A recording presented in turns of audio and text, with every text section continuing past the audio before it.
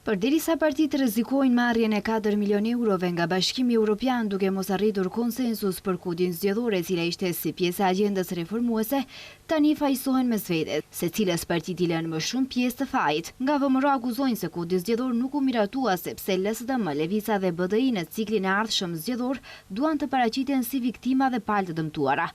Sikur më parë kishte vende për konsensus, por ata zgjodhen obstruksionet. Zyrtarët evropian thonë se Maqedonia është lidere në agjendën e reformave dhe do të marrë më shumë burime financiare nga plani i rritjes, pikërisht për shkak të zbatimit të reformave. Ata gjithashtu bën thirrje për një konsensus nga të gjitha partitë politike për të miratuar kodin zgjedhor, por LSD, Levica dhe BDI vendosën të bllokojnë përparimin e vendit.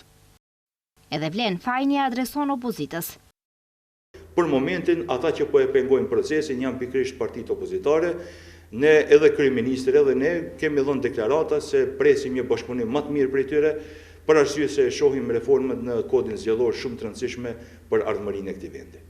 LSDM akuzon se për shkak të politikës së izolimit të Mickoskit, bllokimit të reformave dhe pengimit të rrugës europiane, Maqedonia po humbet miliarda euro nga paratë europiane.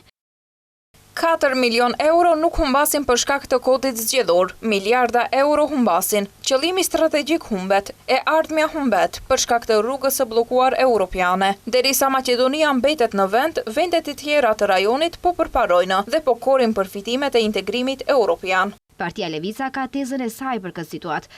Thotë se Maqedonia nuk humbi 4 milion euro, por VMRO dhe LSDM siguruan 10 milion për propagandë politike. Me skadimin e afatit për miratimin e kodit të ri zgjedhor, qeveria po e binte përsëri publikun se Maqedonia ka humbur rreth 4 milion euro fonde europiane për shkak të Levicës. Megjithatë, një pasojë shumë më e rëndësishme e dështimit të reformës injorohet plotësisht, duke mbajtur në fuqi kodin zgjedhor ekzistues, mbetet sistemi reklamave politike të paguara, përmes të cilit partitë më të mëdha politike do të shpërndajnë rreth 10 milion euro fonde publike.